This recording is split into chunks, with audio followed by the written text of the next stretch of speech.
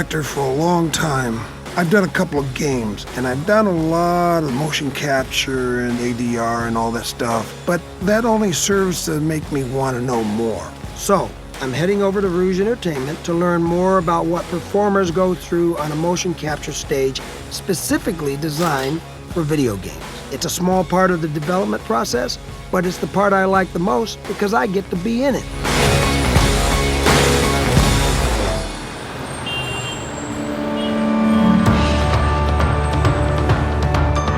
I've been in the entertainment business since I can remember. It is truly amazing what's happening in movies today. New technologies giving way to new and innovative storytelling. I've also seen another medium rise from a passing fad to becoming an art form, video games. So I called my friends at LA Film School and the New York Film Academy in Los Angeles, both who have leading game design programs, and they invited me to come and take a look behind the scenes to explore where this new generation of game designers is headed. I didn't realize that game development was a career, something that you could do for a living. Even though there were games out there, I never connected the two pieces. I don't think most people do.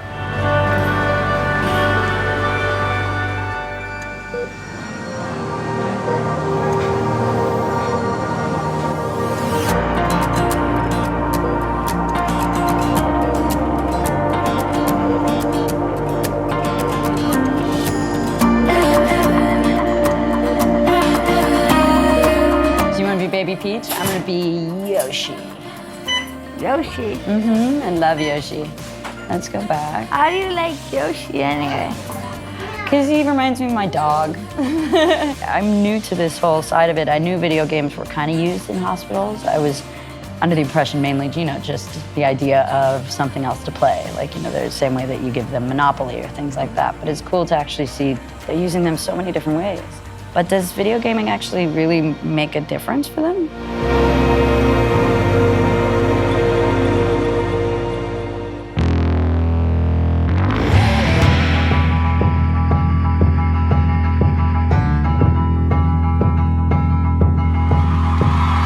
Grand Theft Auto 5 has made off with more than $1 billion during its first 3 days on sale. There are too many video games that celebrate the mass killing of innocent people. In the real world, we see no links between any given violent crime and any video game. Online games can outperform pharmaceuticals for treating clinical anxiety and depression.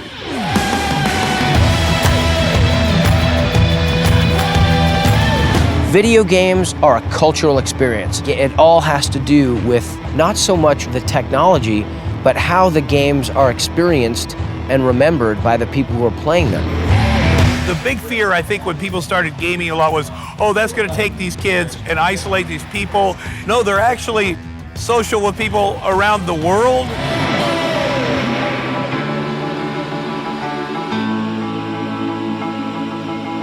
As it turns out, video games actually are one of the most effective pain management tools that we have here at the hospital.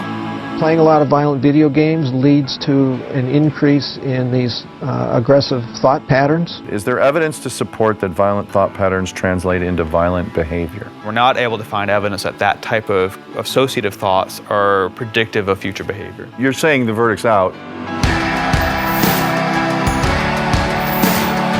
Virtual reality, giving the consumers things they didn't even know they wanted at the time. There's the beginning of video games, and here's the future in virtual reality. The goal in virtual reality is to represent the virtual cameras exactly as your eyes would be in the real world. This is the first time I've understood.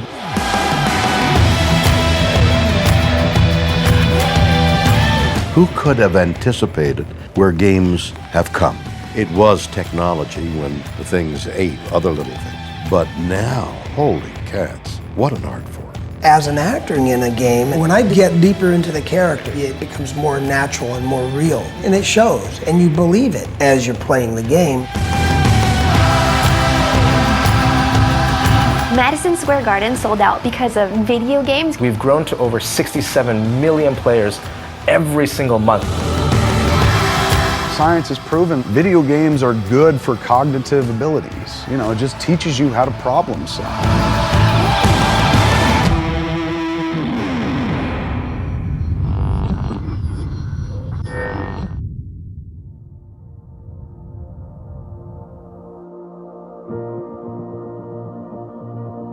As Americans, we see time as a commodity, and playing a game is often perceived as being unproductive.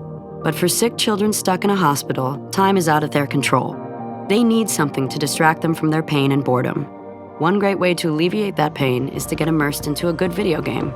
So I'm headed to Children's Hospital Los Angeles to see how they're embracing this idea with their patients. Oh my God, thank you so much. Of course. Can you believe that her name is Zelda? No. I was named after the game. Yeah. From what I've been told, they were playing Zelda when my mom was pregnant with me. Because we were playing the game Legend of Zelda at the time, I bought. And I think both my parents really liked the name, and so it stuck. A lot of people come up and say, is she named after F. Scott Fitzgerald's wife? No, it's Zelda for the Legend of Zelda. Constantly, people are like, that is the coolest name ever. So I actually really enjoy it. I think they just liked the name for a little girl, and it's a princess as well, so. When Zach said her name, Zelda, I went, oh, what a great name. It's magical, as she is, which is pretty amazing.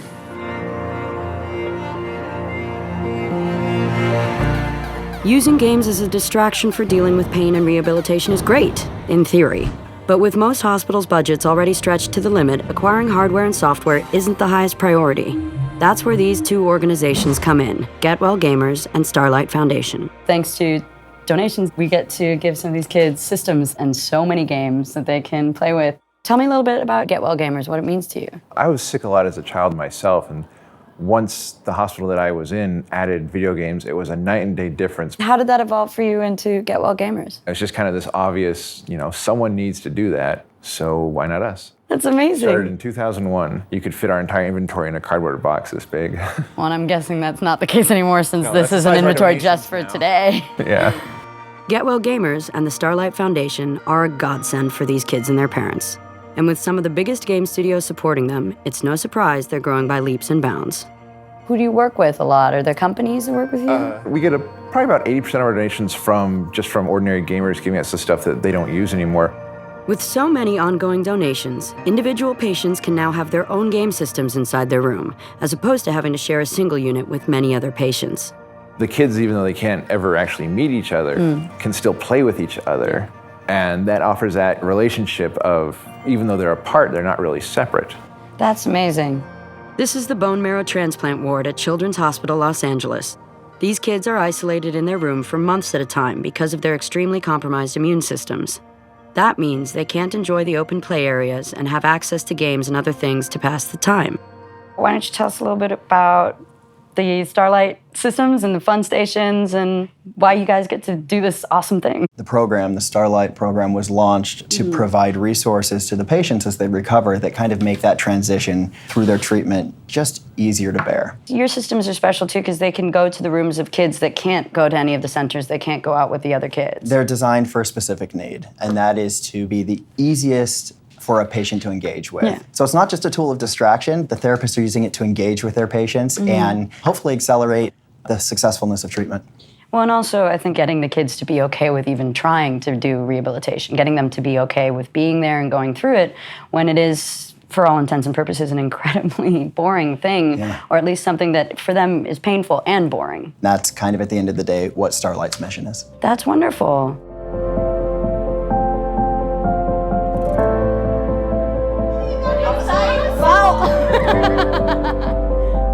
And you never think that you give a gaming system to a poor kid with cancer in the hospital. 10 minutes for an hour for all day, because these video games involve you. He's not thinking about cancer, she's not thinking about cancer, they're thinking about this. I love video games because it helps me cope with life, you know what I mean? You get away from everything that's going on around you, sit down, focus on a game, enjoy it, have fun. I could play this game forever. I love it, don't you? I love it, yeah. I mean, it's the kind of thing where literally I play the game and it's like 4 hours go by. Well, that's how my people like to handle their business. While your guys are out partying, mine are running routes. Are you kidding? I practically spent my entire childhood at the arcade. This was like, oh my God, this is like my second favorite game. One of my favorite things ever was this. It was the Nintendo 64 video game, GoldenEye. Here we go, ready? Yeah. Good luck, Mr. Bob. All right. Yeah. Okay, I don't wear You my have a gun? guns. You're chopping, you're karate chopping me. Shut Don't up. play the real Bob in this game! Yes!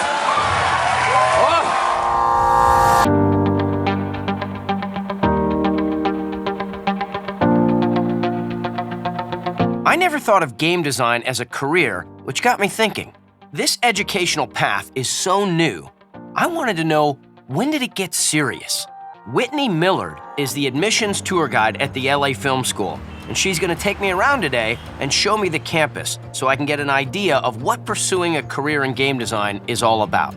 Are you Whitney? I am. Sean hello. Astin. Nice to meet you, Sean. Welcome to the LA Film School. This is it, huh? Yes. It's a professional school, right? Absolutely. And are they offered degrees of any kind? They are actually pursuing degrees, either associate's degrees or bachelor's degrees. I can get a bachelor's degree in video game design. Absolutely. Wow. Yeah, pretty cool. I could get it. You could. Why not? What do I need? What do I need coming into the school? Do I have to have any education in video game design? Or? Really good question. You don't actually. We are inception to completion, so that means we're going to teach you everything from the ground up.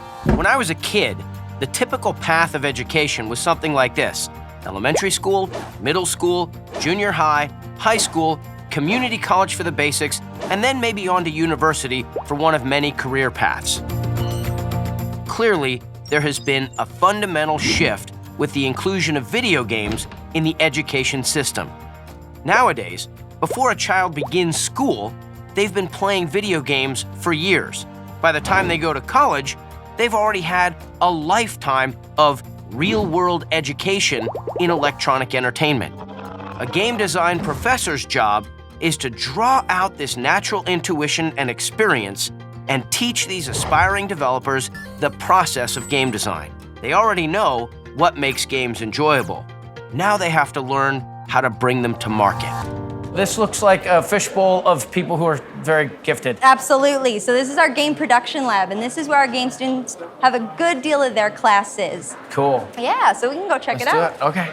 When I think of video game design, it seems like there's only so many people who are writing the stories and writing the characters. The thing is that if you love doing something, no one can really keep you from doing it except you. Do you feel like an artist? I think everyone who comes here feels like an artist. Honestly, if I didn't have video games when I was younger, I probably wouldn't be here.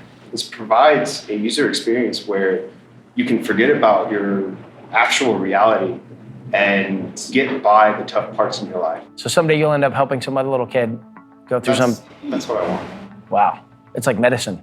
These kids have to harness both their left and right brains to create something that people will pay for and enjoy. And the professors know this. So far, I've talked to 3 students. So far, I have 3 students who tell me it's not about money. Have you talked with their parents? That's awesome. Tell me what's satisfying about teaching. What's satisfying about teaching is helping these guys make their games. In 4 weeks, our students learn something they've never thought that they could do before. Every 4 weeks. I mean, wow, that's pretty cool. Rob Silva is a professor of animation, visual effects, and level design. He teaches students the basics of building an interactive world. Rob? Hey, Sean Astin. Hey. How are you? Nice to meet you. What are you gonna be working on today? Here is the Unreal Engine. What's an Unreal Engine? Unreal Engine is the nuts and bolts behind pretty much every major video game. It's the placeholder, really, for all of your code and art assets. So you would make your art in another software, and then you import that data into the engine, and that is actually the software that lets you run on a controller. Wow, okay. So this is an environment that we built. You can now step inside the virtual world. Whoa. So, am I ready for this? I think you might be. Okay. All right. Wow. That's incredible. So every student that's in that class, like one of their projects would be, okay, develop an environment? Yeah, so in 1 month, our students would actually start mocking up a play environment. You would get something like that within 1 month. That's awesome. Thank you so much, Rob.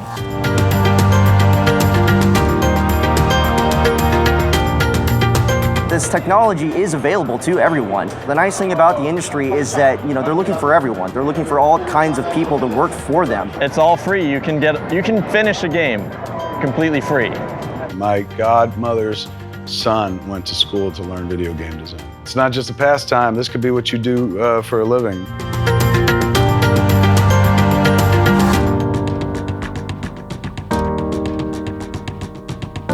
Tell me how you felt about what just happened there. That's him going deep. That's him going. Work ethic.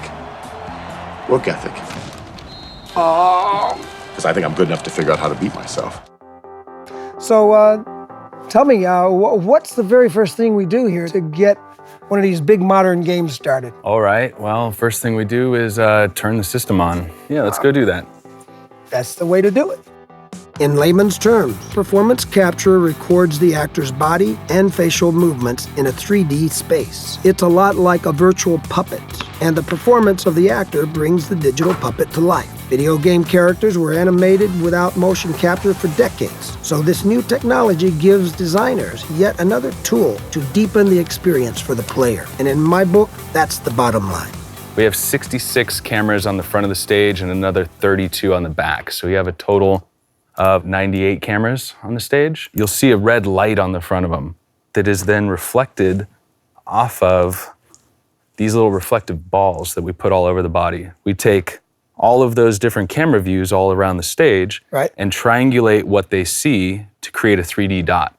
And those 3D dots are what drives your 3D character. So it looks like we got all our cameras up. Oh, wow, this is cool. This is pretty cool. I'm actually going to calibrate the system using a wand. As each camera sees it, it will actually triangulate where each camera is in three-dimensional space. When I was doing a couple of these games, I'd stepped outside the line a few times. And they told me if I step outside the line, I won't be in the game. Exactly. My body will totally disappear. Cameras can't see you, and then you disappear. Yeah. Usually you yell at the actor. Yeah. There's a lot of yelling. Rooker, get back inside the line. A lot of yelling at the actors. But my coffee's over here. Okay, so we got all the technical stuff sorted out. Yeah, we're ready to go. Shall we see some actors? I've never gotten a chance to do this in the past. This is very cool. Most people don't think about the history of game development. But for me, this realization occurred when I was a teenager in the 70s, and I played my first video game called Pong. I knew there must have been some technical wizardry going on behind that screen. And indeed, there was. I go into the arcade and play the game, and yeah, that was the hot game. I don't even remember what year that was, but I was a teenager. I actually have one now in my garage. I still play it. In the early days, the design of a game was guided by the limitations of the technology. But even with those limitations, the first generation of video game developers gave birth to some fantastic experiences, which in turn gave way to even more innovative game design. As technology evolved, so did the tools that developers could utilize to bring their creations to life. Who could have anticipated where games have come? The experience is heightened with an audience. How do you incorporate that audience experience in a game? That's the future of gaming.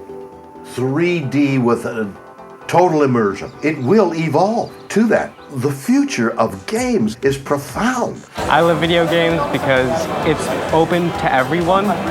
So everyone can just hop on and play, it's not selective. We grew up with video games, and it's what we know and it's what we love, and they just get better and better every year.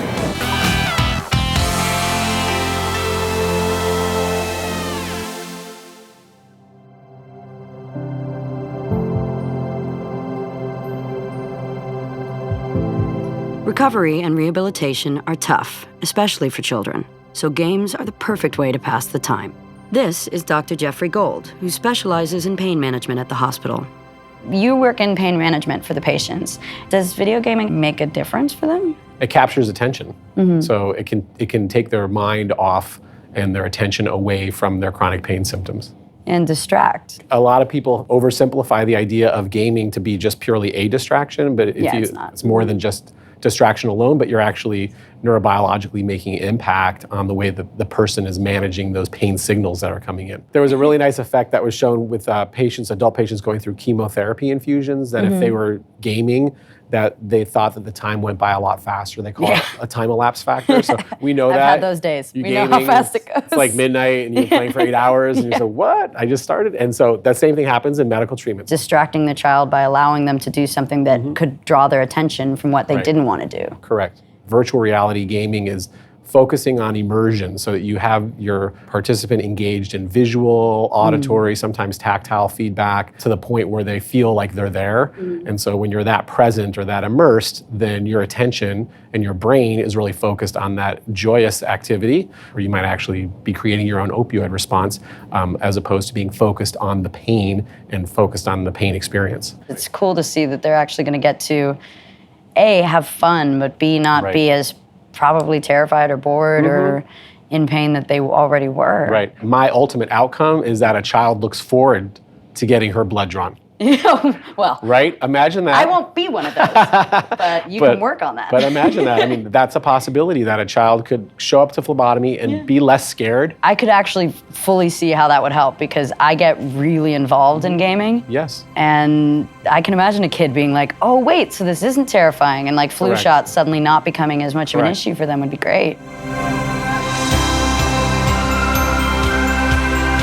I love video games because you can be anyone and do anything in video games. It gives you a chance to try things that sort of are outside what's normal. Like, we're both athletes, but we get to do Batman and Spider-Man. You get to do things that are way outside what we're used to. Video games are important because they are what lets me stay in touch with my husband deployed. They're a showcase for creativity, an opportunity to envision new things and to create new experiences for people and to really reach for a deeper artistic expression of something that you feel.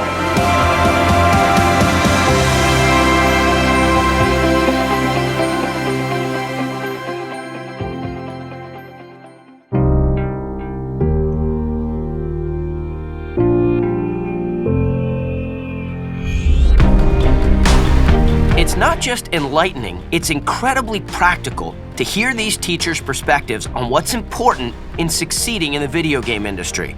It seems there are so many ways to get it right and get it wrong. This isn't a field that's really got a developed teaching method. If you're designing the curriculum, where do you start? Every semester you're here, you get put into a small studio of classmates. You run your own studio. That's just learning by doing. In parallel to that, every semester you're going to have pieces of the game design craft that you learn about separate. For example, there's a class we call Play-Centric Design. You make games on paper. This idea that you learn the ingredients of a game without even actually doing it on the computer, I think is fascinating. I mean, you're talking about board games, basically, right? I mean, if you just take that one example, that bit of knowledge is something like every time you look at any game, now that you've learned that play-centric language, you could sort of break it down and understand how it works. The concept makes sense, but I guess it's just a world that's hard to understand. I know there's guys at computers. What I've noticed is different minds tend to have a way that they create that are different, and that you often need combinations of those types of people to make a great game. What do you tell the instructors about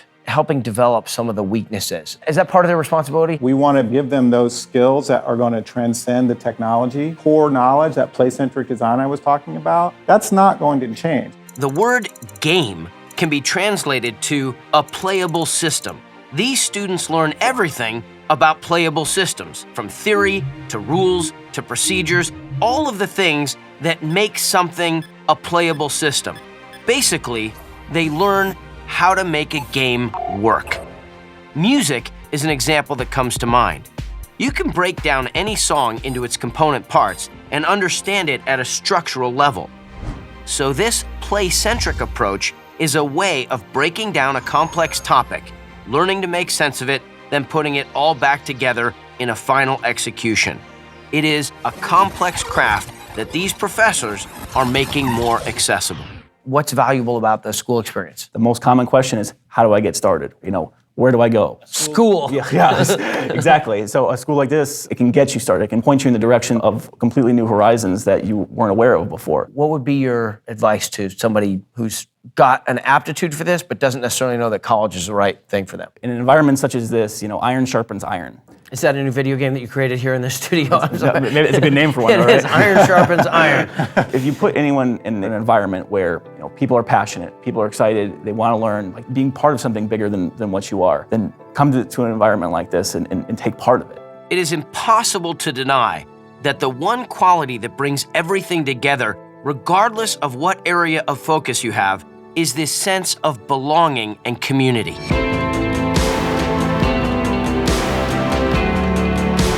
I like video games because for me they're a combination of all the things I like. Technology, storytelling, the social aspect of it too. Most of the games that I play regularly, I play with other people, whether they are remotely through the internet or whether it's my son sitting next to me. I really like the fact that you get to come together with people, everyone else who is as passionate as you are. You want to talk about community? I mean, you walk around here in the convention hall and people are, you sell pool party, and it's cool.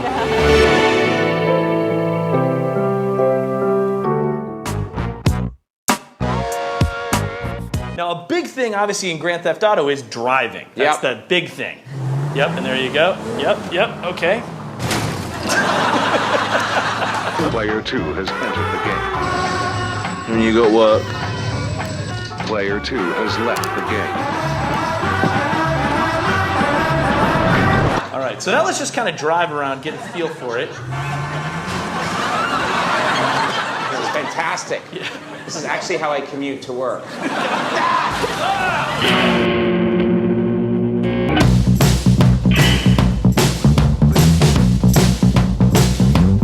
Now that I understand the basics of the system, the next step is to prep the actors. Specialized suits and markers are used to create a virtual representation of the actors' movements. Looks manly, right? Yes, it's great, and they're usually tight, aren't they? Yeah. Sometimes if we do stuff, they give us a chin strap. Oh, they so do? Move around, so we got like flips or something. That's to keep your mouth shut. That's to keep my head on. So we got all these markers, and I'm gonna apply them to tell the machine exactly how this guy moves. Here, may I try one? You can do that one, I'll do this one. Okay, go ahead. So this one is the front. The front right here? Yeah, and then same on that hand plate, we'll go a little bit back. Over here, huh? Yep. Okay. Keep my guns in a safe. These are on the wall here. They look and feel.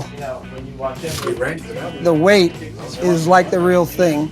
For most of my acting career, I had no role at all to play in the world of video games. But with recent advances in technology, I am now literally part of the game. While the two mediums are vastly different, filmmaking and video game design have some striking similarities.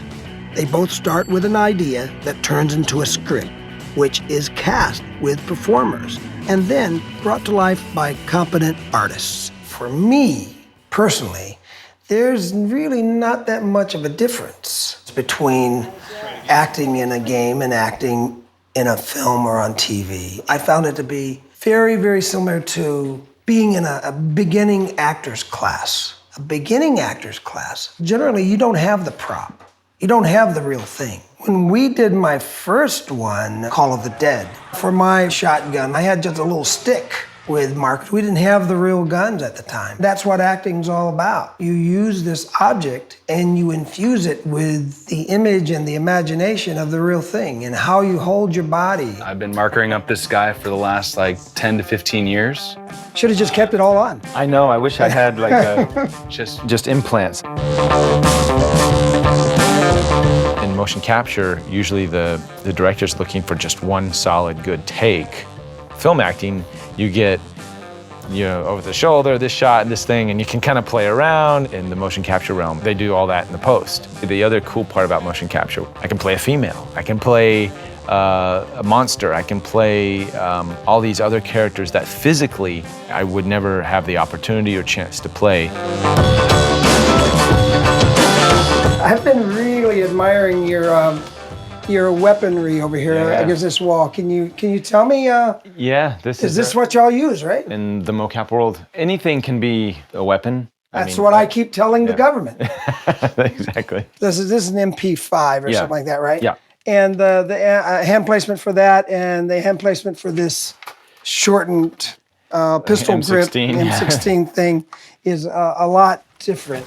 Oh, just slightly, but even those details matter. Probably this would make a good shotgun as well. Exactly. This could be a rocket launcher. That's right. That's right. And if it's marked up correctly, that's all you need. You know? Exactly.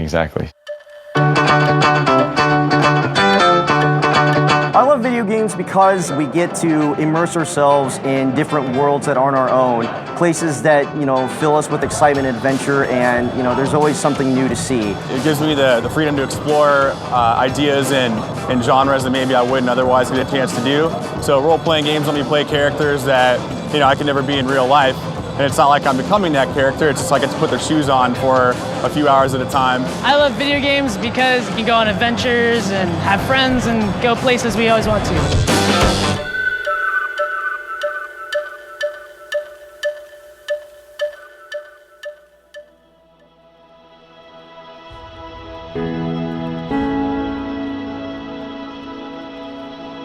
This is Dr. Kevin Craig, and he's the medical director at the Children's Hospital Los Angeles. I want to get his perspective on how gaming is being utilized to aid in rehabilitation. What's most common right now in the rehab centers? Well, the rehab centers, is because of the positioning and the motions, and you can hone into this fine motor coordination by using different fingers, different hand gestures. The software development is very good. Yeah. And this is more important for cognition, because one of the things that happens with people, with kids that have cognitive impairment, if you do give them complex tasks, they cannot remember. But if you start from simple and then gradually, as they learn, make it more complex, they do very well with those. When a lot of games actually are built on that engine, at least the ones that are made for kids, is they give you only one thing to learn at a time. And then they slowly, when they teach you the next thing, they already remind you of the first thing they just taught you. Nowadays, with virtual reality and all the computer advances, I think within the next 5-10 years, you're going to see a whole lot of these things coming out, and that's going to be even more important for us. That's interesting. So basically, down the line, you might end up having patients in an Oculus Rift, like thinking they're in a forest or in a fantasy land, but they're actually doing rehab? Absolutely. That's awesome. And it's amazing because a lot of these kids that do not have very good endurance, suddenly when you give them games to do, the endurance improves dramatically. I imagine. They don't think about it. Yeah, that's so cool. It's great that they have that opportunity now. It's a way to interact with things that you normally wouldn't. It's a blockbuster movie in the palm of your hands. Games, as they're starting to be used in hospitals, demonstrates part of the power of the medium. One of the great things that games can do is it can interact with a person directly. You can end up helping them in a way that you might not be able to with another form of media like books or movies.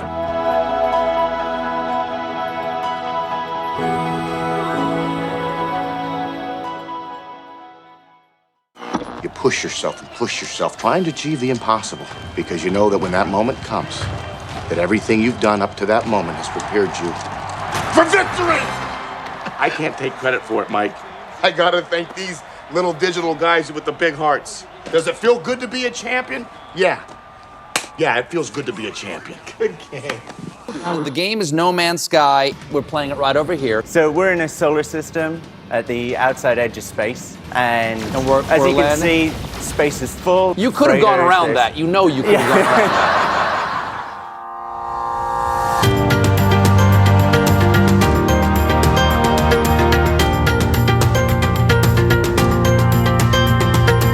It's time to go to the New York Film Academy to sit down with some of these game design students from around the world and get their different perspectives. When someone comes in, do you encourage them to have an open mind, or you sort of say, like, listen, if you work in this direction, are there tracks they can take? We kind of teach the whole process. The business is about collaborating. When I think about game designers, I think some people who are introspective and they sit in the corner and they don't play with everybody else, but their drawings are just like fall out of your seat incredible. When you're recruiting that, how do you deal with that dynamic? I think that's part of the school environment. That's how we evolve as individuals, So we're going to help you do that. But also what's interesting is when I find students that are like that, and then they come into this program and they start talking about games, they just bloom. All of a sudden, the passion starts to come up when they're with like-minded people. Learning to collaborate and work well with a team is key to these students becoming successful developers. Take me to the inception, the very first moment of the thing. A writer comes in and a designer comes in and they hug and kiss and then the story is birth, or like? The writers and the designers have to work intimately with each other to create the best possible experience when it comes to a game. Writing and game design are tied intimately together. It's like any kind of regular film that you would make, but you'd have to give it a gaming viewpoint. Like, how is the person going to find this fun, or rather, what are you teaching the person playing this game? What are you teaching the person playing this video game is a criteria? This is John Doherty. He is now a working professional in the games industry, so he's the perfect person to talk to about the education process and how meaningful it can be for aspiring students.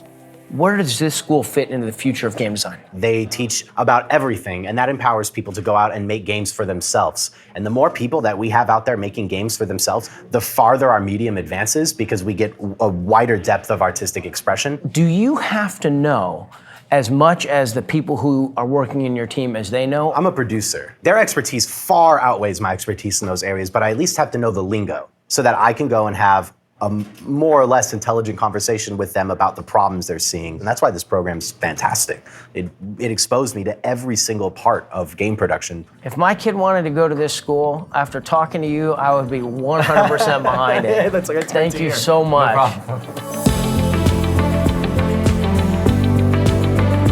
I can sit and watch somebody else play a video game and not play, and I can watch for hours and just be sucked into it like a movie. It was my teacher's game. I'd go over there for tutoring, and I wouldn't tutor.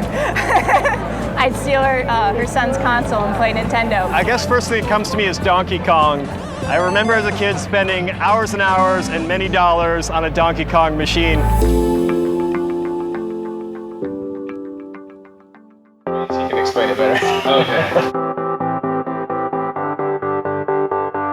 David here is my son-in-law, and I've decided that we're gonna suit his little butt up. Come on, Dave, let's go. Now here's where the fun begins. This is where the data is captured for programmers creating the in-game characters. This area is called the volume, which is where the scenes are filmed. It's called performance capture because the cameras and the software work to capture the actor's performance in real time. Later in the process, it's used for the designers and animators to place the characters within the game. Yeah, that's right, baby. I got the camera here, and I can move anywhere, like over here along this plane here. Yeah, what your tail has, yeah. Okay, here we go. So I got you guys on camera here. Trip and fall, fall down. Go ahead, get him, eat him. Carl, that bullet doesn't bother you. Eat him. That's it. There you go. Dude, that was awesome. Whatever that camera sees, we pipe into the little screen down on the camera, so it's like virtual reality. Back in the day, they didn't have this, and the directors try to imagine it, and then they get all the data at the end of the day, and they're like, this is not working. Now, and this is one of the pioneers of Avatar, that, Cameron really pushed the real time. It's better as a performer can see it, then you can make the adjustments on the set. Yeah. Right away. Nice. Beauteous. Good job, David. Get your hat. I've been noticing this little wall thing over here. What do we got going on here? The holy wall? Yeah, is that what you call it? Yeah. If we have a scene where we have to, get cover and there needs to be contact points, right? This gives them the opportunity to make contact, but also gives Vince good data. So instead of using a full wall that's going to cover markers, we have the holy wall. The holy wall so you can get more markers. Okay, beautiful. So Ruben, we've covered it all, right? Well, no, we've just touched the surface. Actually, there's a lot more to it. For me, it's cool to have the opportunity to learn from the pros exactly how modern video game performance capture works from start to finish. Working in a volume with other actors, performing in real time is exciting, and I'm learning a lot.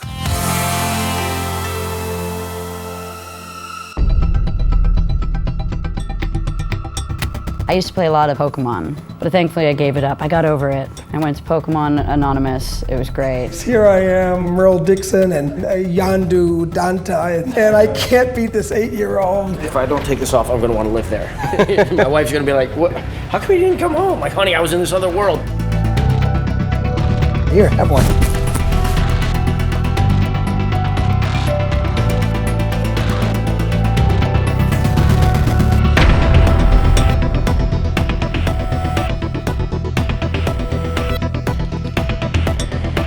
I just like playing multiplayer with other people.